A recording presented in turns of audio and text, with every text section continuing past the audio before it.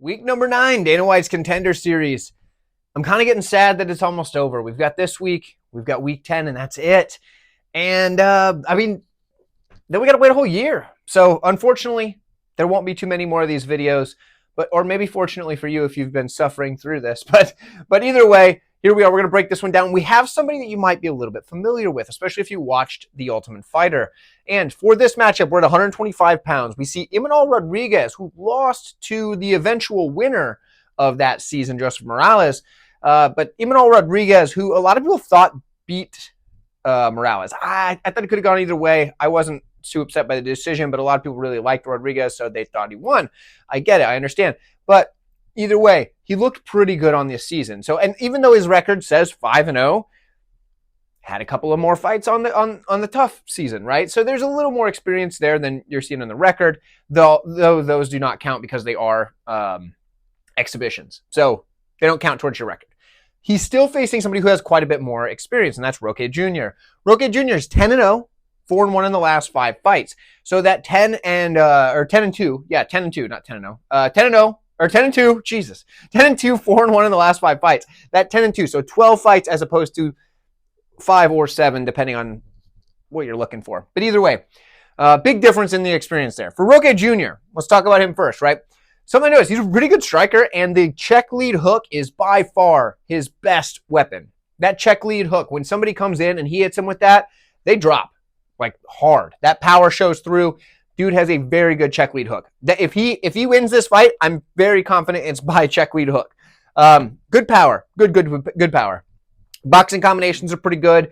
Decent kicks. A lot of times if people aren't coming in on him, he'll just stand outside and just throw kicks because I think he just doesn't know what to do with himself in those moments.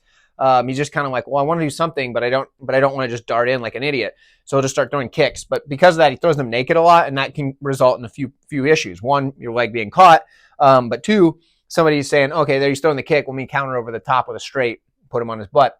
So things like that will happen to him, but he hasn't really had to pay for that too often, right? But yeah, that check lead hook, though, that's deadly. He's a pretty good grappler. His takedown defense is pretty good outside of when his kicks get caught, like I kind of mentioned. He's got decent takedowns of his own if he needs them. But all in all, it's a lot of that like counter guys as they come in with that hook and do well there. And that might work out well against a guy like Imanol Rodriguez, which we're about to talk about. Because Imanol Rodriguez, he's probably the better striker overall. Because he's a really solid striker. Believe me, he's a really solid striker with really good boxing combinations, tons of power, rips body shots, a lot of good stuff here, good movement, closes the distance really well. But the thing is, he'll dart in like he's looking to cause some serious violence. But if he gets caught by that check hook on the way in, that could spell the end for him. That is something to worry about if you're on the Imanol Rodriguez side. We don't really see him grapple a ton. We did see a really nice lateral drop in his Trujillo fight. Got a couple little throws that he can do, some upper body throws and stuff like that. But we don't really see a ton of it. He wants to strike, right? He's a boxer at heart. He doesn't really even throw a lot of kicks. It's a lot of boxing, but the boxing's good. And when he closes the distance, this dude is looking to take your head off. I do think he wins more often than not. I think Imanol Rodriguez wins short of getting caught with that check hook and put down. I'm going to bank on the fact that he might be able to eat at least one of those and get through it and then still win the fight. But I wouldn't be surprised if Roque can put him down with that check hook. I'm going to take Imanol, though. I think he gets this one done. I think his boxing combinations are going to be a little bit sharper than the boxing combinations of Roque Jr. I think it's a good fight, though. Really competitive fight in the flyweight division. I think both of these guys can do some things if they got to the UFC. But let me know what you guys think.